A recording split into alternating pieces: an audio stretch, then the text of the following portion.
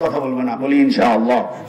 আমার বন্ধুগণ, আমার সঙ্গে তেলাওয়াত করুন, আউযু বিল্লাহি মিনাশ শাইতানির রাজীম। বিতাড়িত মরদুদ শয়তান থেকে পানাহ চেয়ে নিচ্ছি। বিসমিল্লাহির রহমানির রহিম। পরম করুণাময় আল্লাহ তাআলা নামে শুরু। আলা ইন্না আউলিয়া আল্লাহি লা খাউফুন আলাইহিম ওয়া লা হুম ইয়াহজানুন। আল্লাহ পাক বলেন সূরা ইউনূস আয়াত নাম্বার 42, আলা ইন্না আউলিয়া আল্লাহ, যারা আল্লাহর আউলিয়া হবেন, যারা আল্লাহর আউলিয়া হবেন, অর্থাৎ যারা আল্লাহর গোলাম হবেন, আল্লাহর নেককার বান্দা হবেন, আল্লাহ পাক দুটো জিনিসের গ্যারান্টি দিলেন। এক নম্বরে বললেন লা খাউফুন, তাদের কোনো ভয় নাই। দুই নাম্বার বললেন ওয়ালা হুম ইয়াহজানুন, দুই নাম্বার বললেন যে শোনো, তাদের কোনো টেনশন নাই, তাদের কোনো চিন্তা নাই। এবার আল্লাহর যারা গোলাম হবে, আল্লাহ পাক বলেন তাদের গুণাবলী হলো দুইটা। ও তরুণ যুবক, কথা বলো, গুণাবলী কয়টা? দুইটা গুণাবলী। এক নাম্বার হলো আল্লাযীনা আমানু ওয়া কানু ইয়াত্তাকুন। নাম্বার 1, আল্লাহর সত্যিকার অর্থে যারা গোলাম, তাদের নাম্বার 1 কোয়ালিটি, তারা হবে ঈমানদার। ওয়া কানু ইয়াত্তাকুন, আর তারা হবে হলো পরহেজগার, তারা হবে তাকওয়াবান। সুবহানাল্লাহ। আল্লাহ রাব্বুল আলামিন পরের আয়াতে বলেন যারা ঈমান আনবে আর যারা তাকওয়া অবলম্বন করবে, আল্লাহ পাক তাদেরকে সুসংবাদ শোনাচ্ছেন। লাহুমুল বুশরা ফিল হায়াতিদ দুনিয়া ওয়া ফিল আখিরা। সুসংবাদ হলো লাহুমুল বুশরা, তাদের জন্য সুসংবাদ, ফিল হায়াতিদ দুনিয়া, দুনিয়াতে, ওয়া ফিল আখিরা, এবং আখিরাতের ময়দানে। তার মানে ঈমান এবং যারা তাকওয়া অবলম্বন করবে, আল্লাহ পাক তাদেরকে দুনিয়া এবং আখিরাতে জান্নাতের সুসংবাদ শুনিয়ে দিলেন। সুবহানাল্লাহ। লা তাবদীলা লিকালিমাতিল্লাহ, আল্লাহ পাক বললেন শোনো, আমার কালেমার, আমার কথাবার্তার কোনো পরিবর্তন হয় না।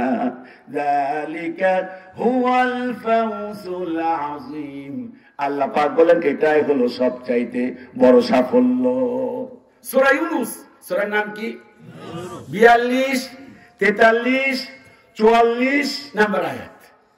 এবার প্রশ্ন করব, কার কার মনোযোগ আছে তারা জবাব দিবে। আমি ধারাবাহিকভাবে যে আলোচনা করি, ইউটিউব থেকে, ফেসবুক থেকে যারা আলোচনা শুনেছেন, খেয়াল করেছেন, আমি যে মূল আলোচনা করি টার্গেট হলো প্রশ্ন উত্তরের মাধ্যমে। এবার প্রশ্ন রাখতে চাই, দেখি যুবকেরা জবাব দিতে পারে কিনা। মই মুরব্বীরা জবাব দিতে পারলে মারহাবা, মাশাআল্লাহ। স্টেজ থেকে জবাব দিলে আরো বেশি খুশি হয়ে যাব। আলহামদুলিল্লাহ। কেন খুশি হব? বিগত দিনগুলোতে স্টেজের লোকগুলোর ঈমান আমল ছিল না, তো জবাব দিবে তো দূরের কথা, প্রশ্ন করলে আরো রেগে যেত। বারবার এত প্রশ্ন করেন কেন? জানে না তো কিছু। কথা বলা ঠিক কিনা? এই জন্য স্টেজে যারা আছেন তাদের দরকার আছে না নাই? কারণ স্টেজের লোকগুলো যদি ভালো হয়ে যায়, পুরো জাতি ভালো হয়ে যাবে। আর স্টেজের লোকগুলো যদি চোর হয়, পুরো জাতি চোর হয়ে যাবে। আমার সাথে কি একমত আপনি? হ্যাঁ। স্টেজের লোকগুলো থাকে গণ্যমান্য ব্যক্তি, সমাজের প্রভাবশালী ব্যক্তি, প্রতাপশালী ব্যক্তি। এই ব্যক্তিগুলো সমাজ পরিচালনা করে। এদের মধ্যে যদি কোরআনের জ্ঞান থাকে, আল্লাহর কসম করে বলি, সেই সমাজের মধ্যে জুলুম থাকতে পারে না, অত্যাচার থাকতে পারে না, সেই সমাজের মধ্যে জিনা আর ব্যভিচার হতে পারে না। সেই সমাজের নেতাগুলো ইডেন কলেজের মেয়েদের নিয়ে রাতের বেলা রাত কাটাতে পারে না। কথা বলা ঠিক না? সুন্দরী সুন্দরী মেয়েদেরকে টার্গেট করা হতো ভার্সিটিতে। যদি বলা হতো আমাকে ভার্সিটির একটা সিট দাও, ওই সুন্দরী মেয়ের সঙ্গে আলাপ নর্তকী লাগিয়ে দেওয়া হতো। তোমাকে সিট দেওয়া হবে, শর্ত হলো একটাই, আমার নেতার ওই, একটুকু বললাম না, নাউজুবিল্লাহ করেন, বানায় বললাম নাকি? বানায় বললাম নাকি? কারণ হলো চরিত্রহীন যখন সমাজের লোকগুলো হয়ে যায়, বড় বড় নেতাগুলো, তখন পুরো জাতি কি হয়ে যায়? চরিত্রহীন হয়ে যায়, খারাপ হয়ে যায়। এই জন্য জবাব দিতে হবে, বলি ইনশাআল্লাহ। হাত তুলে বলি ইনশাআল্লাহ। যে সূরা নিয়ে আলোচনা করব সূরাটির নাম কি? মাশাআল্লাহ, সবাই বলেন। আমি কি ইংরেজিতে বলছি, উর্দুতে বলছি? আমি একদম খাস বাংলায় কথা বলছি। সূরাটির নাম কি? সূরা ইউনূস। আল্লাহ রাব্বুল আলামিন ওই সকল গোলাম, প্রকৃতপক্ষে যারা আল্লাহর গোলাম, আল্লাহ পাক তাদেরকে দুটো পুরস্কার দিবেন। এক নাম্বার পুরস্কার হলো তাদের কোনো ভয় নাই। দুই নাম্বার পুরস্কার কি? তাদের কোনো টেনশন নাই। মাশাআল্লাহ, আজকের অতিথি আমার খুব পছন্দ হয়ে গেছে, মনের থেকে বলতেছি। আমার যেটা ভালো লাগে সেটা বলে দিই, ভালো না লাগলেও সেটা বলে দিই। সেটা সম্মানের সাথে, অসম্মানের সাথে নয়। অতিথিগুলো বানানো হতো বদমাইশ, লম্পট, চোরগুলো অতিথি বানানো হতো। কথা বলে ঠিক না? এক ওয়াক্ত নামাজে নাই, জুম্মার নামাজে মাঝে মধ্যে মাগরিবের নামাজে নেই, ফজরে নেই, জোহরে নেই, কো আসরে। মাগরিব হলে নেতা বসে প্রথম কাতারে, প্রথম কাতারে। খোঁজ রাখে না 11 মাস, মনে পড়ে রমজান মাস। তাদের ইসলাম, তাদের ইসলাম। দাড়ি সাটা, গোফে আটা, গাজায় মারে দম। নামাজ নাই, রোজা নাই, ইফতার খাওয়ার জম। এই হলো ভাই যাদের নীতি, তারাই হলো অধিকাংশ সমাজপতি। ধর্মের বেলায় ঘুম, ধর্মের বেলায় ঘুম। জবাব দেন ঠিক কিনা? তাহলে পুরস্কার হলো দুইটা। এক নম্বরে তাদের ভয় নাই, দুই নম্বরে তাদের কোনো চিন্তা নাই। এবার সবচাইতে জ্ঞানী ব্যক্তি কারা? মনোযোগ দিয়ে কে কে আলোচনা শুনেছে দ্বিতীয় ধাপে প্রশ্ন করব। তাদের গুণাবলী হবে দুইটা। এক নাম্বার গুণাবলী কি? ঈমান। আপনি একাই বলছেন, আলহামদুলিল্লাহ। আপনি কিন্তু পারেন না কেউ। আমি আগে বলছি, যা বলবো সুস্পষ্ট, কিন্তু কোন আলেমদের প্রশ্ন করতেছি না। বেয়াদবি মাফ করেন যারা মাদ্রাসার টিচার, শিক্ষক, আপনাদের সম্মান দিয়েছেন স্বয়ং আল্লাহ। সুবহানাল্লাহ। তো ইন্নামা ইয়াখশাল্লাহা মিন ইবাদিহিল উলামা। আলেমরা সবচাইতে আল্লাহর বেশি ভয় করে। তাদের প্রশ্ন করার ধৃষ্টতা আমার মতো আব্দুল্লাহ আল মামুনের নাই। আর আমাদের চেয়ে অনেক সম্মানিত। আমি জেনারেলি শিক্ষিত যারা, তাদেরকে প্রশ্ন করতেছি, মাইন্ড করবেন না। আলহামদুলিল্লাহ, আপনি দ্বিতীয়বারে পাস করছেন। আপনার জায়গায় যদি আমি হতাম, নিজের খুব ভাগ্যবান মনে করতাম। সুবহানাল্লাহ। কম বলা হয়েছে যে অহংকার করা ঠিক না, তবে হ্যাঁ, অহংকার করা যায় যদি ভিতর মধ্যে দিন থাকে, চরিত্র ভালো থাকে, তাহলে এটা নিয়ে অহংকার করো। সুবহানাল্লাহ। করলা গুণাবলী হলো দুইটা, প্রধানমন্ত্রী মহোদয় বলে দিয়েছেন। এক নাম্বার হলো ঈমান, দুই নাম্বার কি? আরে আপনি আলেম মানুষ, আপনি কোন? আমি বলছি আম পাবলিক, আপনি বললেন না। আমিও শিখতে চাচ্ছি, আপনারাও শিখেন। শিখার মাধ্যমে আজকের আলোচনা হোক না। কথা বলে ঠিক কিনা? এক নাম্বার হলো ঈমান, দুই নাম্বার হলো তাকওয়া। এবার আল্লাহ পাক বলেন যারা ঈমান আনবে এবং তাকওয়া আনবে, যারা পরহেজগারি অবলম্বন করবে, আল্লাহ পাক দুনিয়া এবং আখিরাতে একটি সুসংবাদ দিয়েছেন। তার নাম কি? জান্নাত। লিল্লাহি তাকবীর। তাহলে আমরা দুটি বিষয় নিয়ে কথা বলবো। একটা হলো ঈমান, আর একটা কি? তাকওয়া। বাচ্চারা তোরা কথা বল। এক নাম্বার ঈমান, আর একটা কি? মাশাআল্লাহ। তোমরা থাকবা সবসময়, তোমরা বললেই তোমার খুব এক্সপার্ট। মাশাআল্লাহ, তোমরা তো আয়োজন করছো, তোমাদের দিকে খুব খুশি হয়েছি। খাবার গেছি, সেখানে যুবকেরা আমাকে আলিঙ্গন করেছে, রিসিভ করেছে, আবার মাহফিল পর্যন্ত নিয়ে আসছে। আমার খুব ভালো লেগেছে। আমার মনে হচ্ছে এরাই হলো হযরত ওমরের উত্তরসূরি। লিল্লাহি তাকবীর। দাও আল্লাহ দাও আমার ওমর দারাজি দিল, দাও আলীর মতো বীর সেনানী, জাগাতে নিখিল। দাও আল্লাহ দাও আমায় আবার ওমর দারাজি দিল, হামজাকে দাও ঘরে ঘরে। আল্লাহু আকবার। ইসলামী গান পরে হবে, যদি সুযোগ হয় পরে শোনাবো। তাহলে এক নাম্বার হলো ঈমান, ঈমান, ঈমান। এবার যারা ঈমানদার, মেহেরবানি করে বলেন আমাদের জানমাল কার কাছে? মাশাআল্লাহ। যারা ঈমানদার তাদের জানের মাল, তাদের জান হলো আল্লাহর কাছে। যারা ঈমানদার তাদের মাল হলো আল্লাহর কাছে। ঈমানদারের জান মাল আল্লাহ কিনে নেয়, কিন্তু কাদের চাচার জান মাল কিন্তু আল্লাহ কিনে না, কারণ মুনাফিক। কাদের চাচা কি? কথা বলে কাদের চাচা কি? কথা বলে একটা, মিল নাই, তারে বলে মুনাফিক। এই কাদের চাচার চরিত্রের লোকগুলো যারা তাদের জানমাল আল্লাহ কিনে নাই, আল্লাহ জানমাল কিনেছেন মুমিনদেরকে। আল্লাহ রাব্বুল আলামিন সূরা তাওবার 111 নং আয়াতে বলেন, ইন্নাল্লাহা আশতারা মিনাল মুমিনিনা আনফুসাহুম ওয়া আমওয়ালাহুম বিআন্না লাহুমুল হ্যালো এই যে না কারণ কি বলেন, কারণ কি? যারা যারা চলে যাবেন 1 মিনিটের মধ্যে যান, চলে যান 1 মিনিটের মধ্যে। লিল্লাহি তাকবীর, আল্লাহু এটা হাত তুলেন তো দেখি ইনশাআল্লাহ আছে তো ইনশাআল্লাহ। মনোযোগ দিয়ে শুনুন, ইন্নাল্লাহা আশতারা মিনাল মুমিনিন, আল্লাহ পাক বলেন মুমিনের জান এবং মাল, আনফুসাহুম ওয়া আমওয়ালাহুম, জান এবং মাল, বিআন্না লাহুমুল জান্নাহ, আমি আল্লাহ পাক জান্নাতের বিনিময় কিনে নিয়েছি। আল্লাহু আকবার। তাদের কর্মসূচি হলো দুইটা। ও তরুণ যুবক কথা বলো, জান মাল আল্লাহ পাক কিনে নিয়েছেন। ইমানদারের কর্মসূচি কয়টা? আরো জোরে বলো কয়টা? আল্লাহ পাক বলেন আল্লাযীনা আমানু ইউকাতিলুনা ফি সাবিলিল্লাহ। 1 নাম্বার কর্মসূচি হলো আল্লাহর জন্য জীবন দিতে হবে। আর ওই জীবন দিতে গিয়ে আল্লাহ পাক বলেছেন সূরা তাওবায়, ফায়াকুতুলুনা ওয়া ইউকতালুন, যুদ্ধের ময়দানে মারতেও হবে মরতেও হবে। আল্লাহু আকবার বলেন। যুদ্ধের ময়দানে ইমানদারেরা শুধুমাত্র মরে না, মারেও।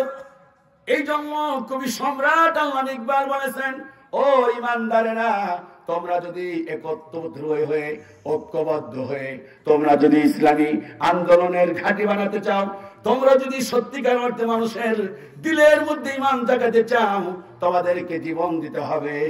আর যদি তোমরা জীবন দাও, স্বয়ং আল্লাহ পাক ফেরেশতা দিয়ে বদরের প্রান্তরে আল্লাহ পাক যেভাবে সাহায্য করেছিলেন, আল্লাহ পাক সেইভাবে আবার এই মুসলমানদেরকে সাহায্য করবেন। আল্লাহু আকবার। কবি সম্রাট আল্লামা ইকবাল বলেছেন, ফিদাই বদরে পয়দা কুন ফেরেশতে তেরি নুসরত কো উতর সকতে গর্দু সে কতর अंदर কতর আমভি। ফিদাই বদরে পয়দা কুন, মুসলমান আবার যদি তোমরা যুদ্ধের ময়দানে ঝাঁপিয়ে পড়তে পারো, বদরের প্রান্তরে আল্লাহ পাক ফেরেশতা দিয়ে যেভাবে সাহায্য করেছিলেন মুসলমানদেরকে, আল্লাহ পাক ঈমানদারদেরকে আল্লাহ পাক আবার তোমাদেরকে সাহায্য করবেন। আল্লাহু আকবার। আমার বন্ধুগণ, যুবকেরা, তরুণ যুবকেরা শোনো, এই ঈমান আনার পর ঈমানের উপর অটল এবং অবিচল থাকতে হবে। আল্লাহু আকবার বলেন।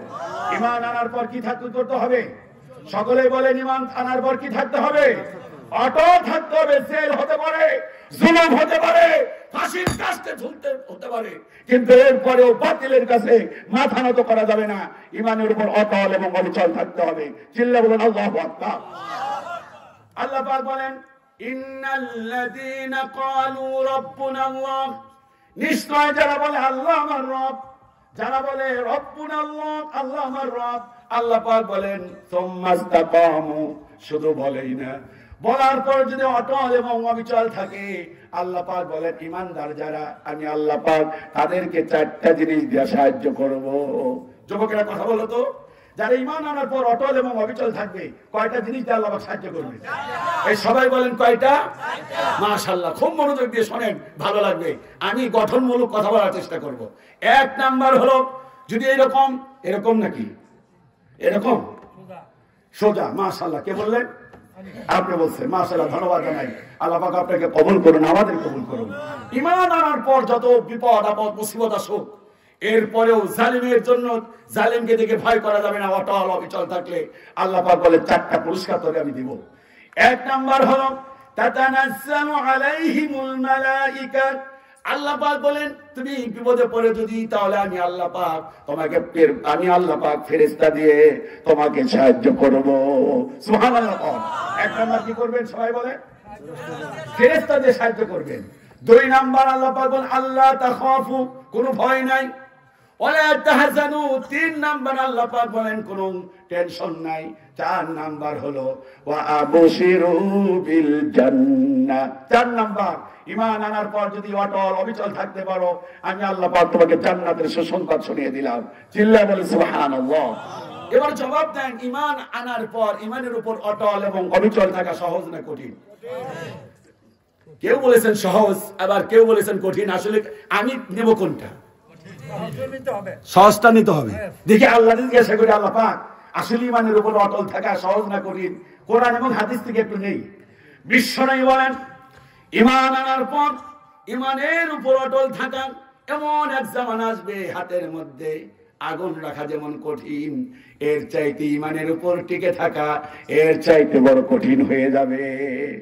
বিগত 15 বছর দেখেছি, এত জুলুম অত্যাচার করার পরেও, কিছু কিছু ভাইদের উপরে জুলুম হবার পরেও তারা মাথা নত করে নাই। কথা বলেন ঠিক কিনা?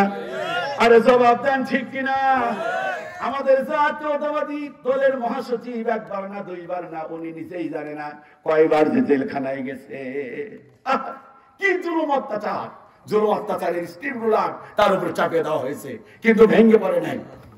আল্লাহ পাক, আল্লাহ রাসূল বললেন কঠিন আগুনের চাইতে কঠিন। আর কোরআন বলছে হাসিবান নাস, তোমাদের কি ধারণা? সূরা রুম 2 নম্বর আয়াত, হাসিবান নাস, তোমাদের কি ধারণা আইয়ুতরাকু, আমি আল্লাহ পাক ঈমান আনার পরে এমনিই ছেড়ে দিব? এমনি আইয়ুতরাকু, এত সহজেই ছেড়ে দিব?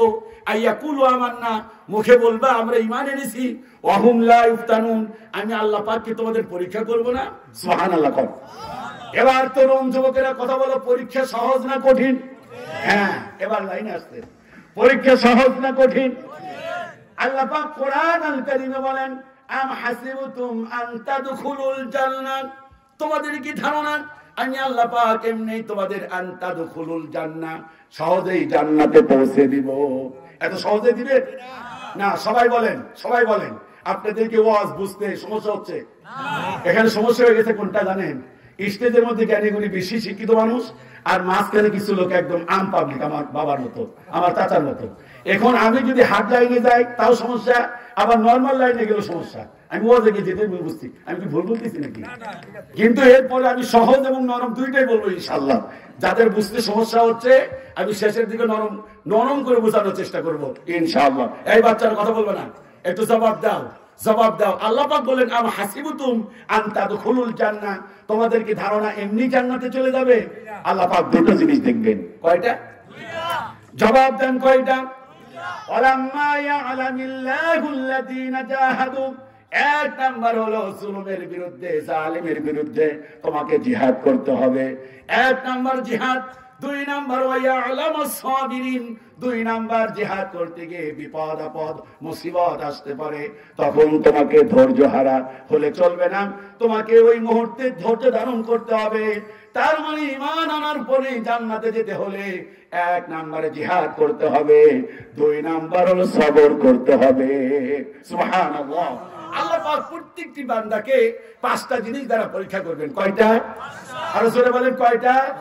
এই দেখেন তো দেখি আমার আপনার জীবনে পরীক্ষা আসছে কিনা। সূরা বাকারার মধ্যে আল্লাহ পাক বলেন, ওয়ালা নাবলুওয়ান্নাকুম বিশাইইন মিনাল খাউফ, 1 নাম্বার অবশ্যই অবশ্যই আমি আল্লাহ পাক ভয় দ্বারা পরীক্ষা করব। জবাব দেন, কি দ্বারা? আরো জোরে বলেন, কি দ্বারা? ভয় দ্বারা পরীক্ষা করবেন। বাড়িতে থাকতে পারবেন না, হয়েছে কিনা? কথা বলেন, বাড়িতে থাকতে পারবেন না। 2 নাম্বার ওয়াল জু, 2 নাম্বার ক্ষুধা দ্বারা পরীক্ষা করবেন। 3 নাম্বার হলো নাকসিম মিনাল আমওয়াল, মালের ক্ষতি, মালের ক্ষতি। 4 নাম্বার হলো ওয়াল আনফুস, জানের ক্ষতি। ওয়াস সামারাত, 5 নাম্বার হলো শস্যের ক্ষতি। কয়টা ক্ষতি? দেখি এবার, দেখি একজন মানুষ, বেশি দরকার নাই, একবার বলার পর দেখি ইনশাআল্লাহ কেউ কি আছেন দেখি কাছাকাছি আসতে পারেন কিনা। 1 নাম্বার ওয়ালা নাবলুওয়ান্নাকুম বিশাইইন মিনাল খাউফ, 1 নাম্বার ভয়, মাশাআল্লাহ। ওয়াল জু, খুদাই যারা পারে। ওয়া নাকসিম মিনাল আমওয়াল, মালের ক্ষতি। 4 নাম্বার ওয়াস সামারাত, না ওয়াল আনফুস, জানের ক্ষতি। ওয়াস সামারাত, 5 নাম্বার হলো শস্যের ক্ষতি। অবাশশিরিস সাবিরিন, আল্লাহ পাক বলেন এই 5টা বিপদ দেবার পর তুমি যদি অটল এবং অবিচল থাকতে পারো, আমি আল্লাহ পাক তোমাকে জান্নাতের সুসংবাদ শুনিয়ে দিলাম। সুবহানাল্লাহ। আচ্ছা বলেন তো দেখি, আমাদের ইমাম সাহেবের নাম কি? আমাদের যে বড় ইমাম, সেই ইমামের নাম কি? ইমাম আযম আবু হানিফা রাহিমাহুল্লাহ। যুবকেরা শোনো, ওনাকে জেলখানায় পাঠানো হলো। কোথায় পাঠানো হলো? জেলখানায় পাঠানো হলো। শুধুমাত্র অপরাধ শুধু একটাই, ওনাকে প্রধান বিচারপতির দায়িত্ব নেওয়ার জন্য বললেন। উনি বললেন যে না, জালিমের কখনো আমি প্রধান বিচারপতি হতে পারি না, কারণ তুমি লিখে দেবে, আমাকে রায় দিতে হবে, আমি এই জুলুম সহ্য করতে পারবো না। কথা বলে লিখে দেবে, আর কি করতে হবে? আরে ভাই, ইমান নাই। ওই লোকটার নাম জানো কি, যে বিদেশ গেছে, প্রধান বিচারপতি সিনহা না কি যেন, কথা বল না কেন? এসকে সিনহা, একটু খেয়াল করে, লোকটা তো মুশরিক, ইমান নাই, কিন্তু আসল কথা বলে দিছে। সে বলছে যে আমি কিছুই জানতাম না, আগের দিন লেখা শেষ, পরের দিন খালি সিগনেচার করতাম। কথা বলে ঠিক না? আরে ভাই, ইমান নাই। ওই যে সুখরঞ্জন বালি লোকটা ইমানদার না, মুশরিক, কিন্তু ওনাকে যখন নিয়ে যাওয়া হলো সেইদি সাহেবের বিরুদ্ধে ই করার জন্য, সাক্ষী দেওয়ার জন্য, উনি বললেন যে মরে গেলেও আমি মিথ্যা সাক্ষী দেব না। কথা বলে ঠিক না?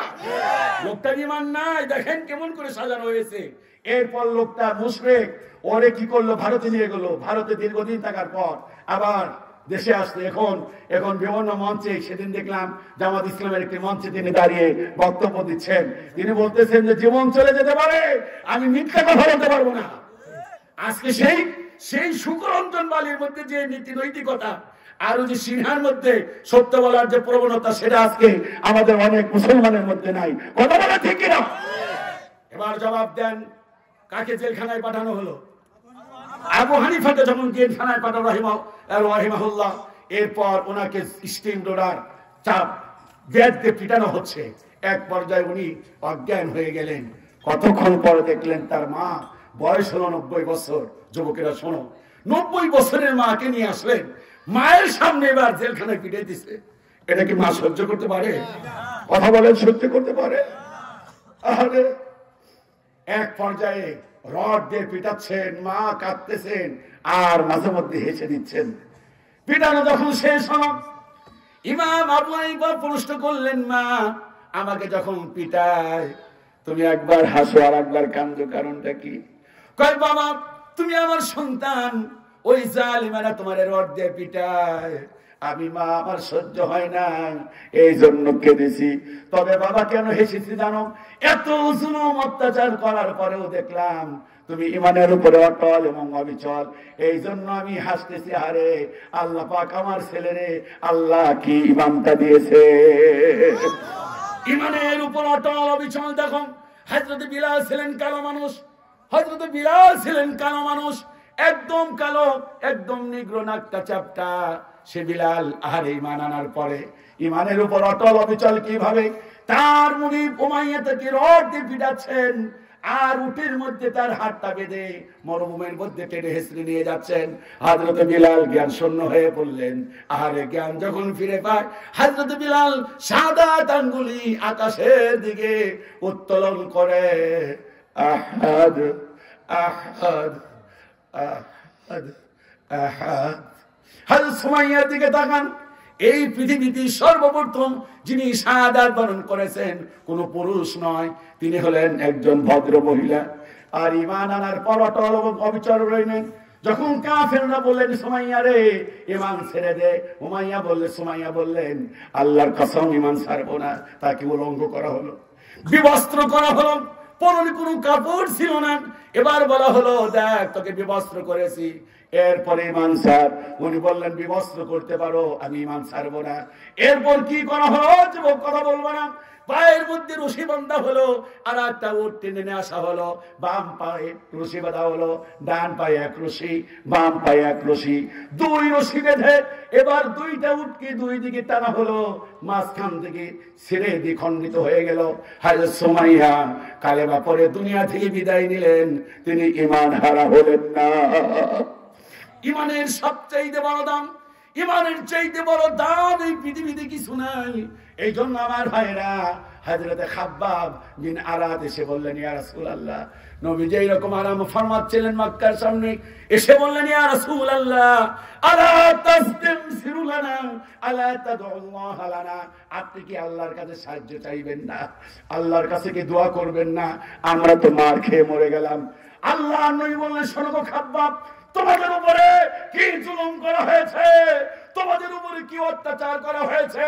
পূর্ববর্তী জামানার হযরত ঈসা আলাইহিস সালাম তার উম্মতের উপরে কি জুলুম করা হয়েছে।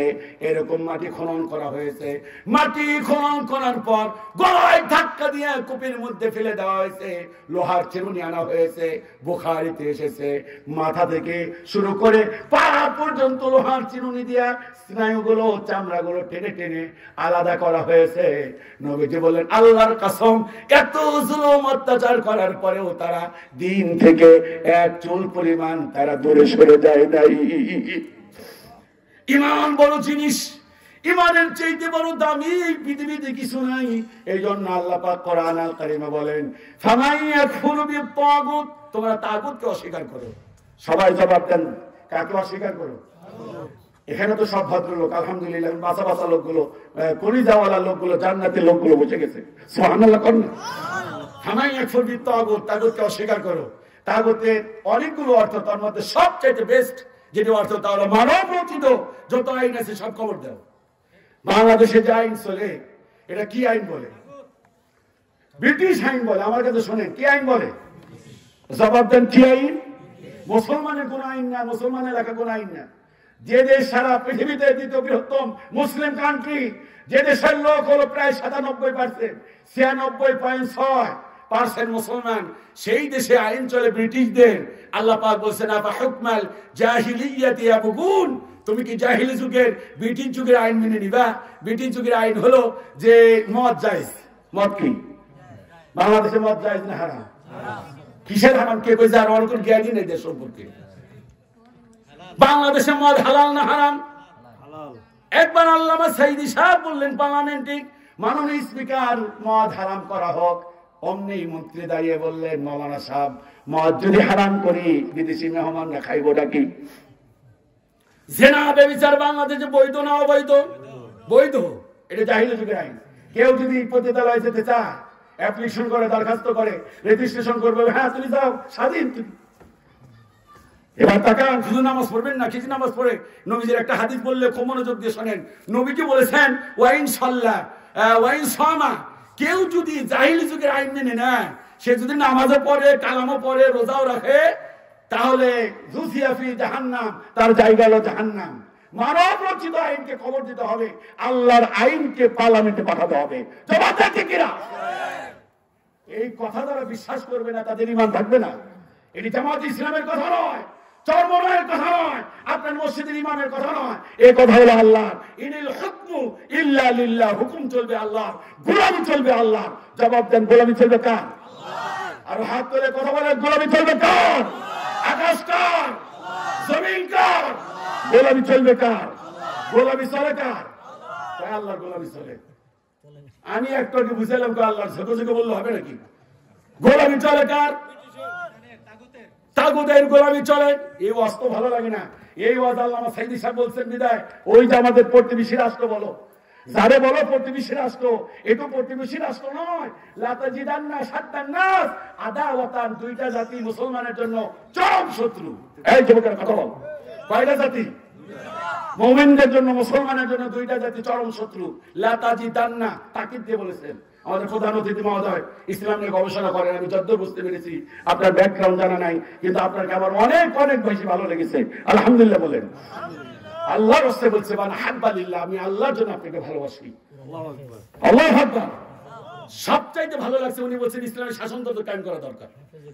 হাফেজে কোরআন, মাশাআল্লাহ, আমি তো বুঝছি। হ্যাঁ, আমাকে আর বলতে হবে না, আমি এতটুকু বুঝতে পেরেছি যে উনি ইসলাম নিয়ে গবেষণা করে। এইটুকু তো আমার জ্ঞান আছে। বক্তা মানুষ না, টিচার মানুষ, শিক্ষক মানুষ, তারও মসজিদের খতিব মানুষ। আমাদের তো অত জ্ঞান না থাকলেও মানুষের মধ্যে যে চলাফেরা করি, এই জ্ঞানটা তো আছে নাকি? কথা বলেন না কেন? আল্লাহু আকবার বলেন। যুবকেরা মনোযোগ দিয়ে শোন, আজকের এই মাহফিলকে আল্লাহ কবুল করে নিয়েছেন, আমিন। মানুষ অল্প হোক, কিন্তু কথা একজন মানুষ যদি হেদায়েতের নূর পেয়ে যায়, একটা মাহফিল যথেষ্ট। কথা বলে ঠিক কিনা? সম্মানিত সভাপতি মহোদয় আছেন এখানে, খতিব মানুষ রেখে দিয়েছেন আলহামদুলিল্লাহ। এবং এটিও শুনলাম যে ওনার ছেলে, যাকে আমি চিনি আরো 10 বছর আগে থেকে, আরে কি জুলুম অত্যাচার, ওনার ছেলেটার নাম জানি কি, সালাউদ্দিন আইয়ুবী। আরে ভাই খেয়াল করেন, তাজউদ্দিন আহমেদ এটা ছিল শুধু কাপাসিয়ার গর্ব নয়, সারা বাংলাদেশের গর্ব। ঠিক কিনা বলেন? এই লোকটারই মূল্যায়ন করে নাই। কথা বলেন, মূল্যায়ন করা হয়েছে। ব্রিগেডিয়ার আব্দুল হান্নান সাহেব শুধুমাত্র কাপাসিয়ার গর্ব ছিলেন না, উনি ছিলেন পুরো গাজীপুর না সারা বাংলাদেশের একজন গর্ব ছিলেন। কথা বলে ঠিক কিনা?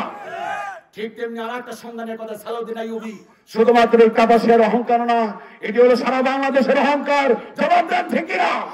বিশ্বাস করুন, রাজনৈতিক চিন্তা চেতনা বাদ দিয়ে ইসলামিক চিন্তা চেতনায় একবার মূল্যায়ন করে দেখুন, ইনশাআল্লাহ আল্লাহ পাক কলিজা, আল্লাহ পাক আমাদের ধন্য করে দেবে বলে আমিন। হুকুম চলবে কার? আরো জোরে বলেন কার? মানুষ সৃষ্টি করেছেন কে? এই মানুষ কোন পথে গেলে শান্তি হবে এটা সবচাইতে বুঝে কে? আচ্ছা বলেন তো কি, এই মাইক যিনি আবিষ্কার করেছেন, আমি যদি থিউরি দেই এই মাইক চলবে না বন্ধ হবে? অবশ্যই বন্ধ হবে, আমি জানি রেখেছি। কথা বলেন, কথা বলেন। এই 1971 সালের পর থেকে সবাই বলেছে হং শান্তি, হং শান্তি। শান্তি আসে না? শান্তি আসছে? একদিনের জন্য শান্তি আসছিল বাংলাদেশে। একজন মানুষ তারা বলেন যে হুজুর এই দিনটা শান্তি ছিল, একজন মানুষ মরেনি। একজন মানুষ দাঁড়িয়ে বলেন রাখেন মিয়া শান্তি, মসজিদের মধ্যে শান্তি নাই, জুতাটা ফেয়ে গেলে এসে দিয়ে জুতা নাই। কথা বলে, কথা বলে। এই যুবকের কথা বলতো দেখি, বাংলাদেশের মাটি বেশি উর্বর না সৌদি আরবে? সোর কোন দেশে বেশি? হ্যাঁ, আবাদ হয় কোন দেশে বেশি? কিন্তু গরিব কোন দেশ? সব বাংলাদেশ। কারণ কি? কারণ আছে, উর্বর বেশি, আবাদ হয় বেশি, চোর বেশি। তার কারণ কি? বাংলাদেশের মানুষের একটা জিনিসের অভাব, তার নাম কি? ঈমান। এই যে মাশাআল্লাহ, একটা জিনিসের অভাব, নাম কি? স্বর্ণের দোকানদার আল্লাহু আকবার, আল্লাহু আকবার আজান দিছে, আজান দেওয়ার পর স্বর্ণকারের দোকানদার সাবারটা কোন রকম টান দিয়া নামাজে যায়। নামাজ পড়ে এসে দেখে তার দোকানে কোনো চুরি হয় নাই। আর আমি ইমাম সাহেব, আমার স্যান্ডেলটার 1 পয়সার কোনো গ্যারান্টি নাই। আমি হোসেন মার্কেট মসজিদে 14 বছর যাবত খুতবা দেই, কয় বাজে জুতা হারাইছে এটা আমি জানি। আমার জুতার কোনো গ্যারান্টি নেই। চিন্তা করে আমার পিছনে নামাজ পড়ে, আপনার জুতার গ্যারান্টিটা কি? এই গ্যারান্টি আসবে না। যারাই বলবে যে আগামী সরকার আমরা শান্তি দেব, মিথ্যা কথা, ধোঁকাবাজি। একমাত্র কেবলমাত্র শান্তি দিতে পারে জামাত ইসলামে, পারবে না শান্তি দিতে। জামাত ইসলামের যদি তার লতে যদি থাকে যে কোরআন দিয়ে আমরা পার্লামেন্ট চালাবো, তাহলেই সম্ভব। কথা বলে ঠিক কিনা? আমাদের জাতীয়তাবাদী দল তখনই সম্ভব হবে তারা যদি বলে যে হ্যাঁ আমরা কোরআন আইন বাস্তবায়ন করবো, আমরা তাদেরকে দেখতে চাই। কথা বলে ঠিক কিনা? আমরা জামাত ইসলাম মানি না, চরমোনাই মানি না, আমরা জাতীয়তাবাদী দল মানি না। আমরা মানি কানা লোক যদি এসে যদি বলে যে হ্যাঁ কোরআন দিয়ে আমরা রাষ্ট্র চালাতে চাই, আমরা তাকে সাপোর্ট করবো। তাহলে দেখবেন দেশে হং শান্তি, হং শান্তি, এগুলো বলা লাগবে না, অটোমেটিক শান্তি হয়ে যাবে। এই কথা কর না কেন? আপনি বাড়িও বলতেছি, কথা ঠিক কিনা? এই জন্য কোরআন দিয়ে রাষ্ট্র পরিচালিত হোক, এটাকে আমরা চাই। কোরআনে বলেছে আসারিকা সারিকা, চোর এবং চুন্নি। হঠাৎ চুন্নি, চুন্নি কারে কর? হ্যাঁ, আমাদের প্রধান অতিথি মহোদয় বলেছেন পলাইছে। মনোযোগ দিয়ে শোনেন, আমি সত্যি কথা আল্লাহর সাক্ষী রেখে বলছি, আমি অসারিকে অসারিকা এই মহিলা চোর সম্পর্কে আমি 5 আগস্টের আগে এত বুঝতাম না। কি কয় আল্লাহ, চোর কইলি তো হইতো, আমার সাথে কি শুননি কয়কে? আমি বুঝতে পারলাম সেই দিন এই ছেলের আসবে না, যেদিন বললেন আমার পিয়ন হলো 400 কোটি টাকার মালিক। আমি তখন চিন্তা করলাম, পিয়ন যদি 400 কোটি টাকার দুর্নীতি করে থাকে, না জানি মনি কত টাকা গায়েও করেছে। সচিবালয় আগুন লাগে, খেললে আগুন লাগে, আমরা জানি। কথা বলে ঠিক কিনা? কোরআনের আইন যদি পার্লামেন্টে পাস হয়ে যায়, কোনটা? আসারিকু আসারিকা, চোর এবং চুন্নির হাত কেটে দাও। ফাকতাউ আইদিয়াহুমা জাযাআন বিমা কাসাবা নাকালাম মিনাল্লাহ। আল্লাহ পাক বলেন এটাই তার জাযা, এটাই তার প্রতিদান। এই আইন যদি পাশ হয়ে যায় তাহলে কত মন্ত্রীর হাত কাটা। আসতে কোন কিসের মন্ত্রী? আপনার মেম্বারের অনেক মেম্বারের চুরি করা যাবে, গম চুরি করছে, বিধবার ভাটা চুরি করছে। আমি এক এলাকায় গেছিলাম, আমি যাবো হলো টয়লেটে, টয়লেট নেই, হুজুর হেন একটা টয়লেট আসছিল আঙ্গো মেম্বার খাই ফেলেছে। আর টয়লেট খাইলো কেমনি? খাতা কলম কাগজে টয়লেট আছে, কিন্তু বাস্তবে নাই, এটা দুর্নীতি করে খাই ফেলেছে। কথা বলেন না কেন আপনারা? মনোযোগ দিয়ে শোনেন, কোরআনের আইন যদি পার্লামেন্টে পাস হয়ে যায়, চোর এবং চুন্নির, দেশে কি দুর্নীতি হবে? আরো বলেন, দেশে কি দুর্নীতি হবে? দেশে দুর্নীতি হবে না। মনোযোগ দিয়ে শোনেন, বিশ্বনবীর জামানায় এক মহিলা, সম্ভ্রান্ত পরিবারের এক মহিলা, বুখারী শরীফের হাদিস, সে চুরি করছে। এবার তার হাত কাটার আইন বিশ্বনবী বললেন যে হাত কেটে দাও। চিন্তা করলেন কুরাইশ বংশের, চিন্তা করলেন যে এই মহিলার যদি হাত কাটা যায়, এই বংশের ইজ্জত একদম শেষ। এলাকার দু একটা বংশ আছে না, আছে কিনা? এক দুইটা বলেন তো দেখি, নাম করা বংশ আছে কিন্তু বলেন, চৌধুরী, ভূয়া, মন্ডল ইত্যাদি ইত্যাদি আছে। তো চিন্তা করলেন যে এই মহিলার যদি হাত কাটা যায়, ইজ্জত শেষ। তাহলে কি করা যায়? আপনি মনোযোগ আছে তো না? মনোযোগ দিয়ে দিব, কোনটা করবো? তাহলে একটু জোরে জোরে বয়ান করেন। মাশাআল্লাহ, ভালো তাকবীর কথা কিছু। হ্যাঁ, তাহলে জোরে সরে বলো লিল্লাহি তাকবীর। তো চিন্তা করলেন যে কারে পাঠানো যায় এই হাত রথটা বন্ধ করে দেওয়ার জন্য। তো নবীজির কাছের লোক ছিলেন হযরত যায়েদ, যার নামে কোরআন আল কারিমে একটা ব্যক্তির নামেই সাহাবীদের নামে একটা নাম আসছে, পুরো কোরআনে কোনো সাহাবীদের নাম নাই, একজন সাহাবীর নাম। সুবহানাল্লাহ। আর কাছে আসো, আর কাছে আসো।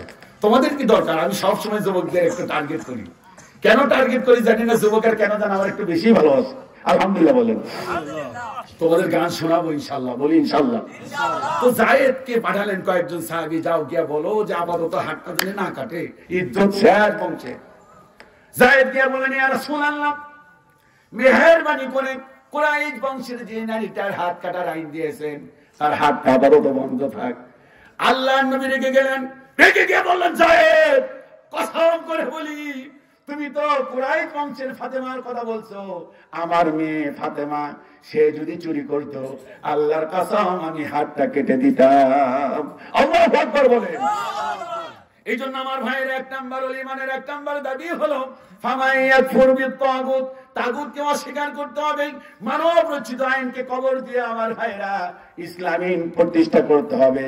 আল্লাহ পাক বলেন, তোমরা যদি এই কাজটা করো, ওয়ায়ুমিন বিল্লাহি ফাকাদ ইসতামসাকা বিল উরওয়াতিল বুসকা।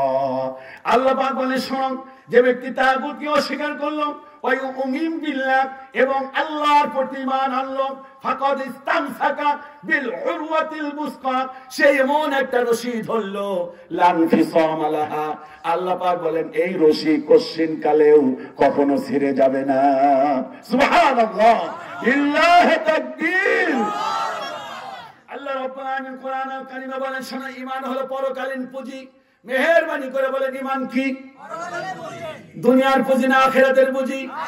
আল্লাহ পাক বলেন, হাল আদুল্লুকুম আলা তিজারাতিন তুনজিকুম মিন আযাবিন আলিম। এই, আমি কি তোমাদেরকে এমন একটা পুঁজির কথা বলবো না, ব্যবসার কথা বলবো না, যা জাহান্নামের আগুন থেকে তোমাদেরকে মাফ করে দিবে? সুবহানাল্লাহ।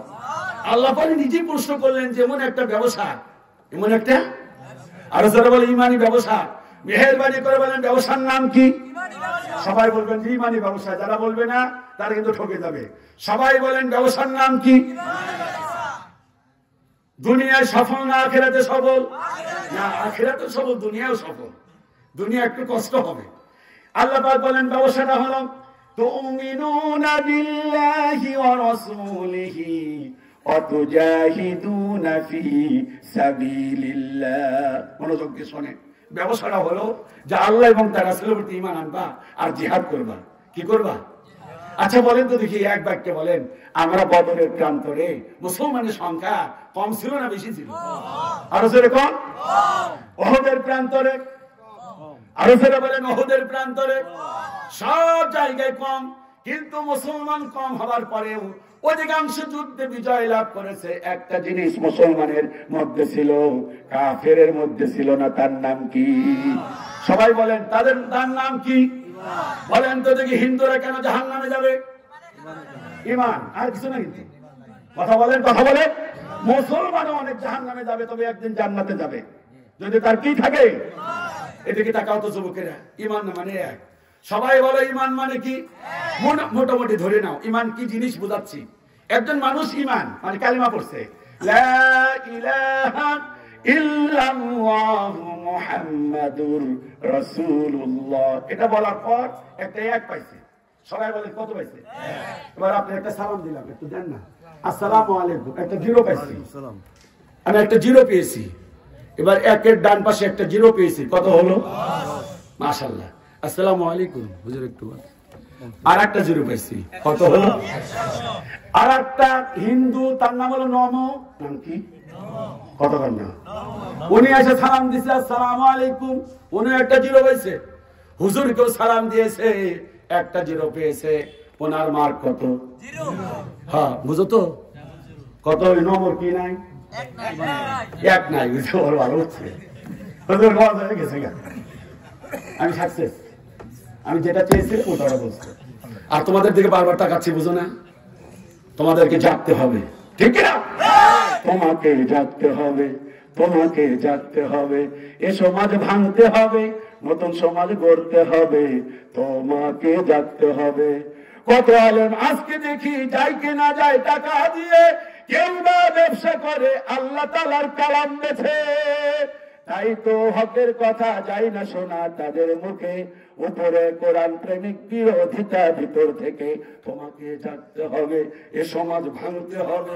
পারবা তো ইনশাআল্লাহ? আরো যারা বলেন ইনশাআল্লাহ। আরো চাচ্ছে আমাদের সাথে ঝগড়া করার জন্য, কথা বলা ঠিক কিনা? মমতা বলেছে বাংলাদেশে শান্তি রক্ষী পাঠান, এদেশে হিন্দু, তারপরে বৌদ্ধ, খ্রিস্টান, তার মূর্তি, তারপরে মন্দির টন্দির আছে, সব মারা ফেলে দিচ্ছি। এদেশে কোন হিন্দুরে মারছেন আপনারা? তারা চাচ্ছে আমাদের দেশটাকে তারা আগ্রাসী একটা হাইনা দিয়া আমাদের দেশটার উপরে জুলুম করার পায় তারা চালাচ্ছে। জবাব দেয় ঠিক কিনা? আমার দেশের সীমানা বন্ধু মুছে দিতে কেউ চায়, আমার মাটির ধন সম্পদ লুটে নিতে কেউ চায়, আমার সাগরে আমার পাহাড়ে ফিরায় লোভের চোখ। আমি প্রতিবাদে জ্বলে উঠবই, তবে যা হবার তাই হোক। এই শান্ত সবুজ পতাকায় যদি পরে শকুনের থাবা, এই সুপ্ত বারুদ জাতি নিয়ে ফের খেলে যদি কেউ দাবান, কোটি মানুষের প্রাণের কুটিরে আগ্রাসনের হাত যদি কেউ বাড়ায়, তবে আবার যুদ্ধ হবে। সবাই বলো, আবার যুদ্ধ হবে, আবার যুদ্ধ হবে, আবার যুদ্ধ হবে। চল চল চল চল চল চল, ঊর্ধ্ব গগনে বাজনা দল, নিম্ন উতালা তরণী দল, অরুণ প্রাতের তরুণ দল। চল রে চল রে চল, চল চল চল। তাকবীর, লিল্লাহি তাকবীর। আমাদের ইঞ্চি, 1 ইঞ্চি মাটি আমরা বিদেশি কোন লোকদেরকে দেব না ইনশাআল্লাহ। আর কথা বলা ঠিক না? ইঞ্চি ইঞ্চি মাটি সোনার চাইতে খাঁটি নগদ রক্ত দিয়ে কেনা। শত্রু বাহানাদার একটি কণা উদার কেড়ে নিতে কেউ পারবে না। রঙের তুলিতে আকাশ সবুজের ছায়া ঢাকা, সুজলা সুফলা পরিপাটি। লক্ষ শহীদ গাজী রেখেছে জীবন বাজি, করেছে স্বাধীন এই মাটি। বাংলাদেশ আমার, বাংলাদেশ তোমার, বাংলাদেশ আল্লাহর দান। সোনার জন্মভূমি তোমার জন্য আমি জীবন দিয়েছি কুরবান। শান্ত মাটির নিচে এখনো ঘুমিয়ে আছে 360 আউলিয়া। শহরওয়ার দিশের বাংলা ভাসানি আল্লামা সাঈদী ও জিয়া। শহীদ তিতুর দেশে মুক্ত স্বাধীন দেশে সবুজ লাল পতাকা উড়ে। সময়ে ঝড়ের বেগে চেতনা উঠেছিল জেগে 5ই আগস্টে, ঠিক কিনা? তাহলে জবাব দাও, একজন খ্রিস্টানের নাম কি? নাম খ্রিস্টানের নাম তো দেখতে জানি না। আমার কয়েকটা ছাত্র আছে, কি জানি না, আমার মনেই থাকে না। একটার নাম হলো পল মরিস, একটা। এবার কমল কান্তি বড়ুয়া। তানভীর ভাই কো গেছে কেন কি? মাশাআল্লাহ, তানভীর ভাইয়ের সাথে আমার পরিচয় আরো এই 15 বছর আগে। শেষ পর্যন্ত 13 বছর আগে আমি একটা গরম বক্তৃতা দিয়েছিলাম তানভীর ভাইদের মাহফিলে। সেই মাহফিল যে বন্ধ হয়েছে, আজ পর্যন্ত আর তালা খুলতে পারেনি। আমাকে তানভীর ভাই বলেছে, ভাই এমন গরম কথা বলেছিলেন, আমার 13 বছর মাহফিল বন্ধ হয়ে গেছে। তুই কই থেকে হুজুর আনশিলে রাজাকার, অথচ আমার জন্ম হলো 1976 সালে, অথচ আমি রাজাকার হয়ে গিয়েছি। আমার বাপও রাজাকার ছিলেন না, আমার বাবা মুক্তিযোদ্ধার যারা ছিলেন, টাঙ্গাইল আমার হোম ডিস্ট্রিক্ট, বাবা বলেছেন যে খাবার দিয়ে আমি সহযোগিতা করেছি। বাবা ইচ্ছে করলে সার্টিফিকেট আমিও নিতে পারতাম, জানি না টাকা দেবো 20,000 নিলাম একটা নিতে। হ্যাঁ, তা আমি তানভীর ভাইকে ধন্যবাদ নাই। তানভীর ভাই এসেছে, হক কথা বলতে হবে। জালেমের সরকারের আমল ইনশাল্লাহ হক কথা বলে গিয়েছি, আদৌ বলবো, সামনেও বলবো। জুলুম অত্যাচার করে এদেশে আল্লামা সাইদী সাহেবের জবানকে বন্ধ করতে পারো নাই, আমরা তাদের উত্তরসূরি, ইনশাল্লাহ আমাদের জবান বন্ধ করতে পারবা না, পারবা না, পারবা না। কথা বলে ঠিক কিনা? ইমান মানে কত? আরো জোরে বলো। এবার ওই যে সুমন্ত কান্তি বড়ুয়া যদি সালাম দেয় 10টা কোটি কোটি টাকা দান করে, তার মার কত? আর একজন মুমিন যদি শুধুমাত্র ঈমান আনার পর এক ওয়াক্ত নামাজ পড়তে পারে নাই, আরে অর্থ হয় নাই, কালেমা পড়ার পর জিহাদের ময়দানে গিয়ে শহীদ হয়ে গেছে, জবাব দেন এই লোকটা জান্নাতি না জাহান্নামী? কারণ হলো তার 1 নাম্বার পুঁজিরা ছিল। 1 নাম্বার পুঁজির নাম কি? তাহলে ঈমান আনার পরে 2 নাম্বার হলো জিহাদ করতে হবে। কি করতে হবে? জিহাদের ময়দানে সংখ্যায় কম থাকতে পারি, আল্লাহ পাক বলেছেন বিজয় আমি আল্লাহ পাক তোমাদের দিয়ে দিব। একটা জিনিস যদি থাকে, তার নাম কি? ওয়ালা তাহিনু, সবাই বলো, ওয়ালা তাহিনু ওয়ালা তাহজানু ওয়া আনতুমুল আলাউনা ইন কুনতুম মুমিনিন। তোমরা বিজয় লাভ করবে, শর্ত হলো একটাই, বিতবেহুল হও না, তোমরা যদি মুমিন হতে পারো। চিল্লা বলুন সুবহানাল্লাহ। মুতার যুদ্ধে মুসলমানের সংখ্যা হলো 3,000। কয় হাজার? আর কাফিরের সংখ্যা হলো 2 লক্ষ। নবীজি দিকে তাকান, নবীজি সাহাবীদের বলতেন, আমার সাহাবীরা 2 লক্ষের বিরুদ্ধে 3,000 মুসলমান যুদ্ধ করবে। সুবহানাল্লাহ। 2 লক্ষের বিরুদ্ধে কয় হাজার? নবীজি রিক্রুটিং দিয়ে বললেন যে এই যুদ্ধে সেনাপতির দায়িত্ব পালন করবে 3 জন। যুবকেরা কথা বলো, কয়জন? একটা যুদ্ধে সেনাপতি লাগে কয়জন? 1 জন। মাশাআল্লাহ, ভাই বলছেন কয়জন লাগে? সাহাবীরা আশ্চর্য হয়ে গেল, সর্বনাশ, 3 জন সেনাপতি দিয়ে করবো নাকি? আল্লাহ নবী বললেন, শোনো, 1 নাম্বার মনোযোগ দিয়ে শোনো, 1 নাম্বার প্রধান সেনাপতি থাকবেন যায়েদ, আমার পালক পুত্র। যায়েদ যদি শহীদ হয়, আমার চাচাতো ভাই জাফর বিন আবু তালেব, জাফর যদি শহীদ হয়ে যায়, এরপরে আব্দুল্লাহ বিন রাওয়াহা। 3 নম্বরে বললেন, এই 3 জন শহীদ হয়ে গেলে তোমাদের মধ্য থেকে পরামর্শ করে 1 জনকে সেনাপতি বানাবে।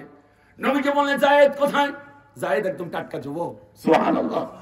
যায়েদ বললেন, ইয়া রাসূলুল্লাহ যাবি। নবীকে বললেন, কাল বিলম্ব করো না, মেহেরবানি করে প্রস্তুতি নাও, তোমার মায়ের কাছ থেকে বিদায় নিয়ে আসো। যায়েদ বললেন, ইয়া রাসূলুল্লাহ, আমি হলো আপনার পালক সন্তান, আম্মা জান মায়েশা হলেন আমার পালক মা, আর এই আপনার বাড়িতে যাওয়ার প্রয়োজন নাই। আপনি যখন আমার নাম ঘোষণা করেছেন, মা বাড়ি থেকে শুনেছেন, দোয়া করেন আমি যেন মুতার প্রান্তরে শহীদ হতে পারি।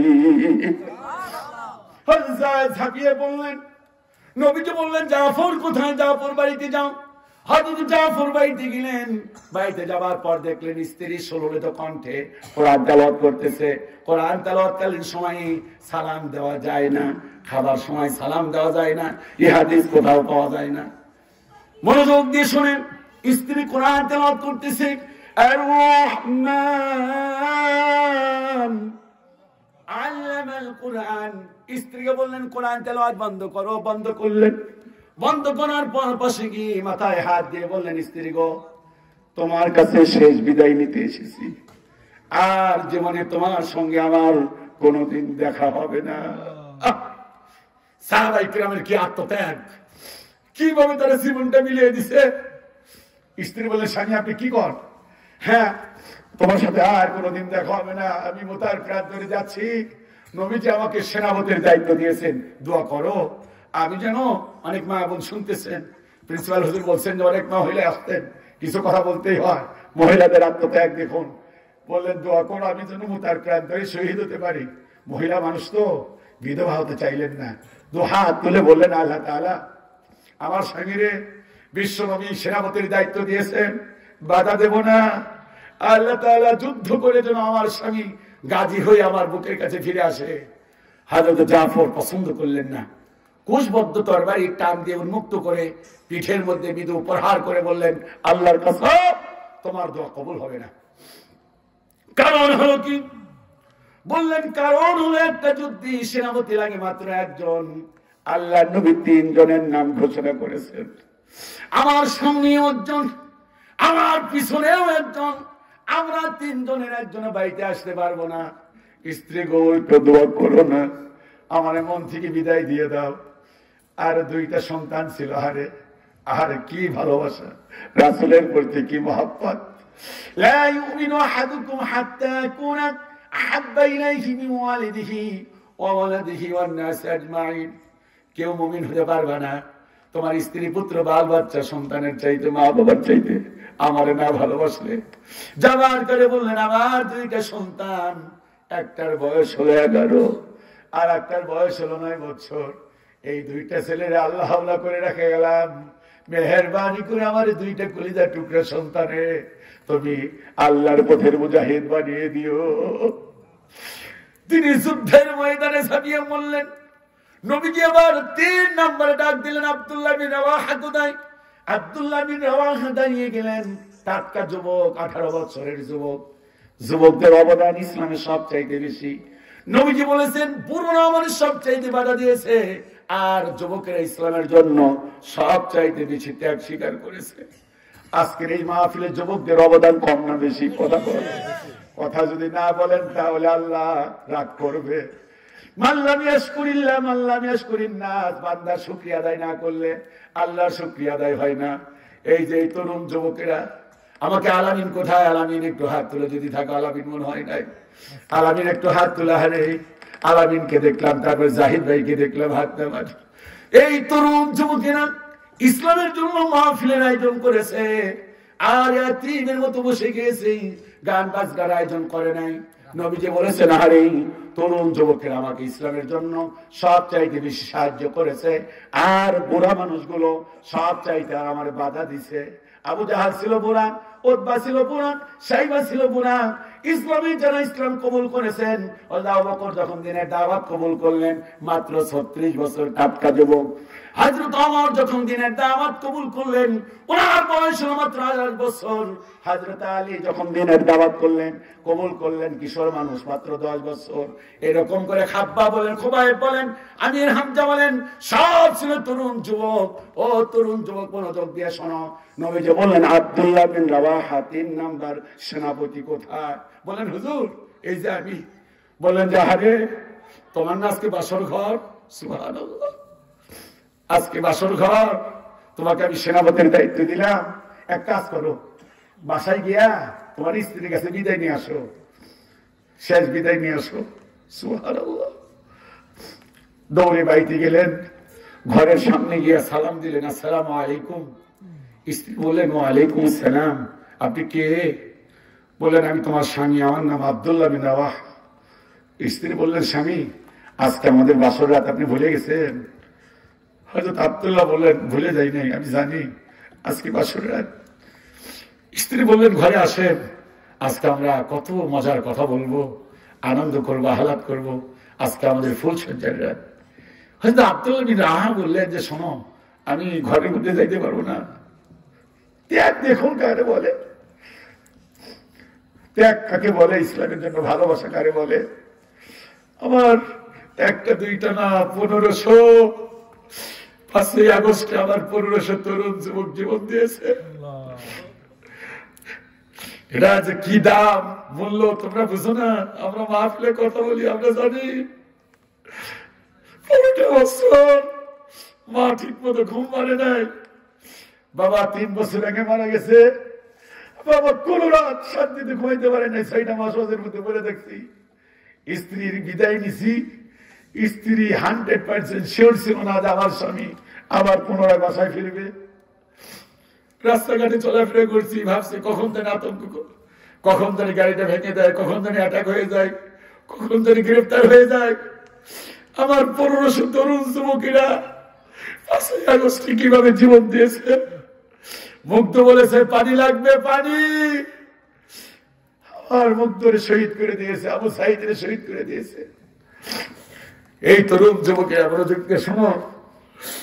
আব্দুল্লাহ বিন রাওয়াহা বললেন, স্ত্রী আজকে ফুল সজ্জার রাত, এটা আমি জানি, কিন্তু আমি ঘরে যেতে পারবো না, কারণ নবীজি আমাকে সেনাপতির দায়িত্ব দিয়েছেন। স্ত্রী বললেন, আমার প্রাণের প্রিয়তম স্বামী, আল্লাহর নবী সেনাপতির দায়িত্ব দিয়েছেন, নারীদের আত্মত্যাগ দেখুন, আমি আপনাকে বাধা দেব না, তবে এক নজর আপনারে দেখতে চাই, এক নজরে দেখতে চাই। আরে আপনারে ভালো করে দেখতে পারি নাই, লজ্জায় লজ্জায় দেখেছি। হযরত আব্দুল্লাহ বিন রাওয়াহা বললেন, কেন দেখতে চাও? কয় দেখতে চাই এই কারণে, আপনি যে শহীদ হয়ে যাবেন, যারা শহীদ হয়ে যায় তাদের গোসলের প্রয়োজন হয় না, রক্ত মাখা শরীর নিয়ে হাসরের ময়দানে যখন উঠবেন, তখন যেন আপনার চেহারাটা ভালো করে দেখে নিতে চাই, যাতে আমি চিনতে পারি। আব্দুল্লাহ বিন রাওয়াহা বললেন, ও প্রাণের প্রিয়তম স্ত্রী, মায়ের মুখে শুনেছি এই মদিনাতুল মুনাব্বারায় তোমার চাইতে সুন্দরী সুশ্রী নারী আর কেউ নাই। আমি যদি ঘরে ঢুকি, তুমি যদি প্রেম নিবেদন করো, আমাকে যদি জড়িয়ে ধরো, আমার দেরি হতে পারে, আমি ঘরে ঢুকবো না। কথা দিয়ে গেলাম, তুমি যদি ধৈর্য ধারণ করতে পারো, এখতিয়ার করতে পারো, অন্যত্র গিয়ে না বসো, কিয়ামতের দিন আল্লাহ পাক এমনিতেই তোমার সঙ্গে আমার পরিচয় করিয়ে দিবে। হযরত জায়েদ তিনি যুদ্ধ করতে করতে শহীদ হয়ে গেলেন। ও সাহাবীদের ত্যাগ দেখুন। হযরত জাফর যখন লম্বা তলোয়ার ধরলেন, কাফেরদেরকে কচু কাটা করতেছেন। মুসলমান মাত্র 3000। মুসলমান কত? আরো জোরে বলেন, কয় হাজার? 3000 মুসলমান। ওয়াকানা হাক্কান আলাইনা নাসরুল মুমিনিন। মুমিন বান্দা যখন বিপদে পড়ে যায়, মুমিন বান্দাকে সাহায্য করা আল্লাহর জন্য ওয়াজিব হয়ে যায়। চিৎকার করে বলুন সুবহানাল্লাহ। 3000 সাহাবী 2 লক্ষের বিরুদ্ধে জিহাদ করতে করতে হঠাৎ করে একটা কাফের হযরত জাফরের হাতের মধ্যে এমন করে আঘাত করলেন।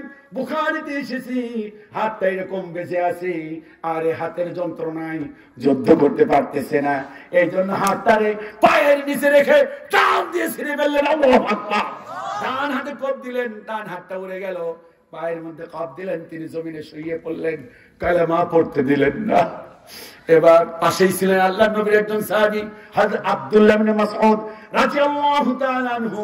ওনাকে ডাক দিয়ে বললেন, ও আল্লাহর নবীর সাহাবী, আমার বিদায়ী সালাম বিশ্বনবীর কাছে দিয়ে দিও, কারণ হলো আমার নাকের ডগার মধ্যে আমি জান্নাতের সুঘ্রাণ পাচ্ছি। সুবহানাল্লাহ কয় না? কিসের সুঘ্রাণ পাচ্ছে? আরে উনি বলেন যে আমি এক কাজ করলাম, সব হাত পা গুলো এক জায়গায় করলাম, এবার বুকের মধ্যে থেকে তীর খুলতেছি। কোথা থেকে? কথা বলেন, কয়টা তীর নিয়ে যুদ্ধ করা যায়? 5টা?